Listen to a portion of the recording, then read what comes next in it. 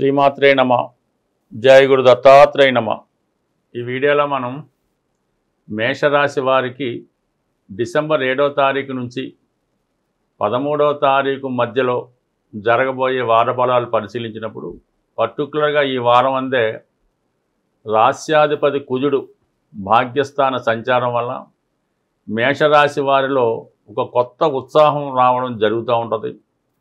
ఎక్కువగా వీళ్ళకి యొక్క సెల్ఫ్ కాన్ఫిడెన్స్ పెరిగే అవకాశం ఉంది.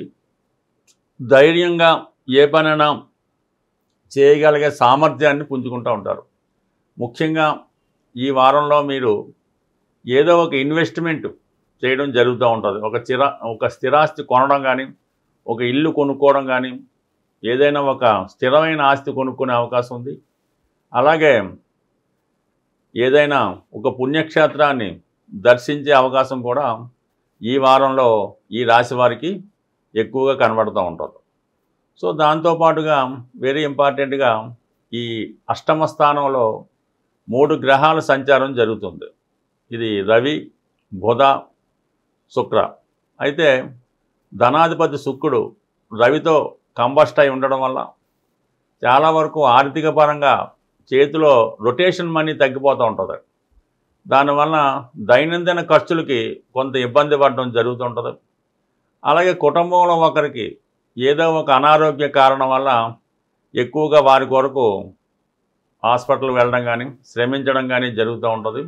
కొన్ని సందర్భాల్లో కుటుంబ సభ్యులతో ఒక విధమైన విరోధం లాంటిది కూడా వచ్చే అవకాశం ఉంది. ఎందుకంటే ప్రస్తుతం ధన సప్తమాధిపతిగా ఉన్నటువంటి శుక్రుడు అష్టమ స్థానంలో ఉన్నప్పుడు రవితో కంబస్ట్ అయి శుక్రమార్జున్ నడుస్తుంది కాబట్టి కంప్లీట్గా అది మేషరాశి వారికి కుటుంబ విషయాలు, ఆర్థిక విషయాలు, వైవాహిక సంబంధించిన విషయాల్లో ఒక విధమైనటువంటి అసంతృప్తి, ఇబ్బంది ఏర్పడడం జరుగుతుంటుంది.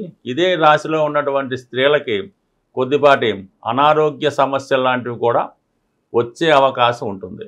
దాంతోపాటుగా బుధుడు అష్టమ స్థాన సంచారం రవితో కలిసి సంచరించడం వల్ల ఏర్పడినటువంటి బుధాదిత్య యోగం అష్టమ స్థానంలో అవటం వల్ల పరిశోధనా రంగంలో ఉన్న వాళ్ళకి, ఏదైనా కొత్త విషయం తెలుసుకుందాం అనుకున్న వాళ్ళకి ఇది చాలా బాగా ఉపయోగపడుతూ ఉంటుంది. అలాగే కొన్ని నిగూఢంగా రహస్యంగా ఉన్నటువంటి అనారోగ్య సమస్యలు లాంటివి ఈ సమయంలో బయటపడే అవకాశం ఉంది. ఈ సందర్భంలో కొన్ని వార్తలు మిమ్మల్ని కలవరపెట్టే అవకాశం ఉంటుంది.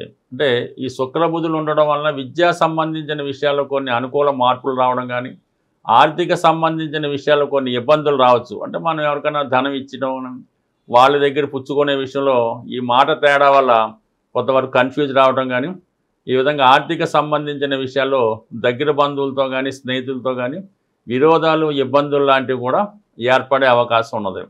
బట్ ఏదైనా మన మేషరాశి వారు ఉన్నట్టు యథార్థంగా మాట్లాడటం వల్ల ఎదుట వారి మనసు నొప్పి కలిగి కొంత వాళ్ళు మనస్తాపానికి గురయ్యే అవకాశం ఉంది. కాబట్టి కొంతవరకు ఈ వారం అంతా కూడా ఎవరితో ఉన్న ఆర్థిక వ్యవహారాలు, కుటుంబ విషయాలు చర్చించేటప్పుడు కొద్దిగా జాగ్రత్తగా ఎదుటి వారికి ఇబ్బంది కలగకుండా మాట్లాడితే చాలా వరకు అది మీకు కూడా అనుకూలంగా ఉండే అవకాశం ఉంటుంది. పైపెచ్చి ఏంటంటే ముఖ్యంగా ఈ మేషరాశి వారికి భాగ్యాధిపతి గురువు 3వ స్థానంలో ఉంటూ రాస్యాధిపతి కుజుడి మీద దృష్టి పెట్టడం వల్ల చాలా వరకు చిన్న విషయానికి కూడా చాలా ఆందోళనకి, అగ్రెసివ్నెస్కి గురవుతుంటారు. ఏదన్నా అనుకున్న పని వెంటనే జరగాలనే స్పీడ్గా ఏదైనా నిర్ణయం తీసుకోవడం జరుగుతుంటుంది. బట్ ఏదైనా కొంతవరకు ఎటువంటి సమస్య వచ్చినా, అటు ఆర్థికపరమైన సమస్య వచ్చినా, ఉద్యోగపరమైన సమస్య వచ్చినా అది ఆటోమేటిక్గా సాల్వ్ అవ్వడం జరుగుతుంటుంది. అలాగే కంపల్సరీగా అనుకోకుండా సడన్గా ఈ వారంలో ఏదో ఒక ప్రయాణం, మరీ దగ్గర కాకుండా ఫ్లైట్లో జర్నీ చేసే విధంగా ఒక దూర ప్రాంత ప్రయాణం కూడా ఈ సమయంలో మీరు చేయడం జరుగుతూ ఉంటుంది. యాజిటీజ్గా 12వ స్థానంలో శని సంచారం ఉన్నప్పటికీ కూడా మీరు ఏదో విధంగా కొత్త ఇన్వెస్ట్మెంట్ చేయడానికి కారణమవుతుంటుంది. అలాగే ఫైనాన్స్ కూడా రొటేషన్, అంటే పెద్ద మొత్తంలో చేసే అప్పు లాంటిది కూడా దొరికే అవకాశం ఉంది. కాబట్టి ఆ రుణ ప్రయత్నాలు కూడా ఫలిస్తాయి.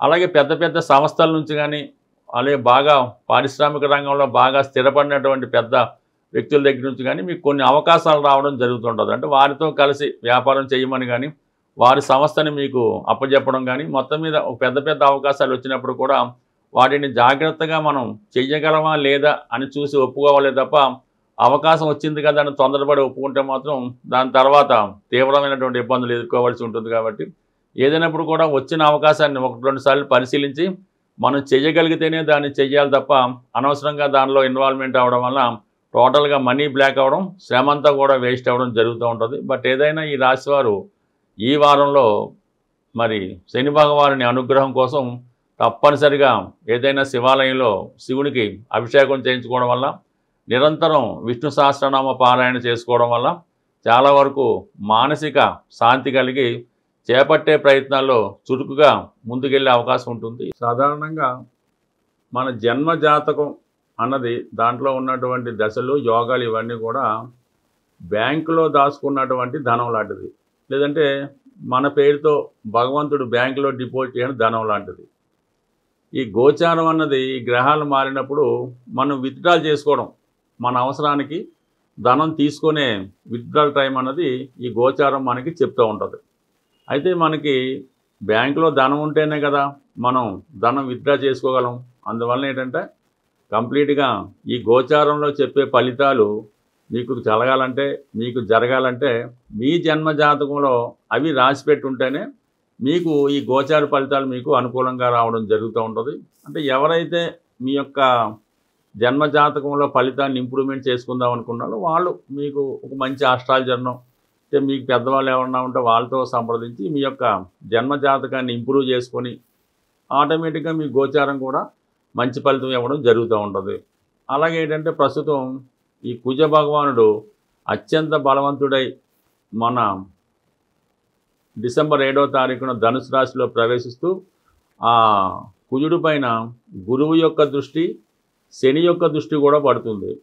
అంటే ఈ శని భగవానుడు గురుగ్రహం కలిసి ఒక భావం మీద కానీ ఒక గ్రహం మీద కానీ తన దృష్టి పెట్టినప్పుడు కంప్లీట్గా ఆ గ్రహం యొక్క బలం చాలా విపరీతంగా పుంజుకుంటూ ఉంటుంది. అలాగే ఆ రాశి యొక్క బలం కూడా పుంజుకోవడం జరుగుతూ ఉంటుంది. అందువల్ల వివిధ జాతకాల్లో ఏదైనా మీ జన్మ జాతకంలో కానీ గోచారంలో కానీ కుజుడు కంప్లీట్గా తన ఉన్న భావాన్ని ఇస్తే అత్యంత ధనవంతుణ్ణి, లేదంటే అత్యంత దుఃఖపడే విధంగా దారిద్ర్యాన్ని కూడా ఇవ్వడం జరుగుతూ ఉంటుంది. కాబట్టి కంప్లీట్గా ఇప్పుడు ఉన్నటువంటి ఈ కుజుని యొక్క స్థితి ప్రకారం మీరు జనవరి 7 నుంచి జనవరి 15 మధ్యలో కుజగ్రహ అనుగ్రహం కోసం కుజుని యొక్క శాంతి కానీ, కుజునికి అత్యంత బలమైన గ్రహం, అలాగే భగవంతుడు ఆంజనేయ స్వామిని ఆరాధించడం వల్ల, సుబ్రహ్మణ్య స్వామిని పూజించడం వల్ల, అంటే మనకి ఆంజనేయ స్వామిని పూజించడం వల్ల ఉద్యోగ ప్రయత్నాలు నెరవేరుతాయి, వివాహ ప్రయత్నాలు, అలాగే అన్నదమ్ములతో ఉన్నటువంటి సమస్యలు, స్థిరాస్తితో ఉన్నటువంటి సమస్యలు ఆంజనేయ స్వామి ద్వారా